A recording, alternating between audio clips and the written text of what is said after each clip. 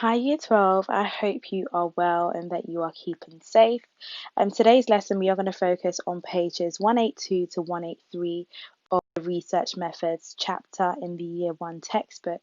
And remember that I uploaded this textbook for you to download from Show My Homework. So please feel free to use that if you don't have a textbook in front of you. The first thing that I would like you to do, as always, is to ensure that you get these key terms written down in your Research Methods glossary. If you're not entering them into the glossary of the Research Methods workbook that I sent you, then feel free to keep it in your own special glossary. If you're using flashcards, that's absolutely fine. But just make sure that you get the key terms written down. So the first thing that I need you to do is have a read of page 182.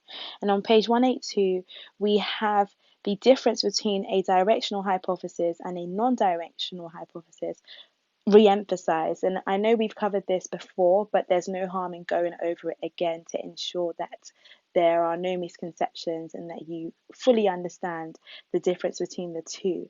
This is really important because research methods permeates through all of the topics in psychology, and you could be asked to write a directional hypothesis or a non-directional hypothesis, or to explain the difference between the two. So have a read of that. And in a nutshell, we understand that a directional hypothesis states the direction that you expect the results to go in, and a non-directional hypothesis does not state the direction. So it would use language such as there's a difference or there is a correlation, whereas in a directional hypothesis, you will say so and so group is going to outperform so and so group. Or if it's a correlational study, you would say there's a positive correlation or a negative correlation. The language is different. So directional hypothesis, you're stating the direction, and non-directional, you're leaving it very open to whichever direction the results may go in. In terms of when we would use a directional hypothesis or a non-directional hypothesis, it's important that we consider the previous research that exists in the area that we are currently studying. So you would use a directional hypothesis when past research suggests that the findings will go in a particular direction, because it makes sense to frame the hypothesis in that same direction in order to follow the previous research that exists.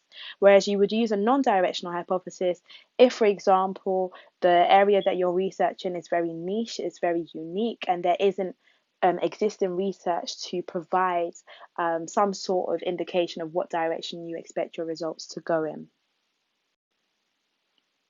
And then moving on to pilot studies, which is on page 183, so just the other side of the spread. Pilot studies are very, very important in psychology, in research in general. And what they are is they are initial studies, very small scale studies that are conducted before the main study. And the reasons for conducting a pilot study are very, very practical. So, in some cases, what the researcher will want to do is to identify any flaws, any issues in their proposed setup of the study. So, if you think about Mary Ainsworth's research, just as an example, she has conducted a pilot study in order to see whether or not the position of the cameras in the room are suitable, whether the toys are suitable for the children, to see perhaps if the levels of distress are too much. So a pilot study is really essential to identify any particular issues that could arise in the main study. Finally, we come to the topic of Confederates, and we've already come across Confederates in social influence. So, remembering Ash's research and Milgram's research, both of those studies included Confederates. We understand that a Confederate is an individual who is given a role to play within the research. So, for example, in Milgram's study, the Confederate was the learner. They were in on the aims of the study, and they were given an instruction to perform a particular task as part of the study's aims. And similarly, in Ash's study, the Confederates were the faux participants and fake participants who were told to conform on certain trials, or they were told to dissent on certain trials. We, of course, know that there are some ethical issues surrounding the use of Confederates in terms of deception, but that's not the focus of today's lesson. Main focus is understanding their role and function in studies. So that is all I want you to do. read, make notes, and you'll receive a quiz on Show My Homework to check your knowledge and understanding of this particular topic. The quiz will comprise of example statements that you would need to identify whether or not it's a directional hypothesis or a non-directional. It'll provide examples of the definition of Confederates. So just make sure that you've got a good understanding of everything that is going on in this page.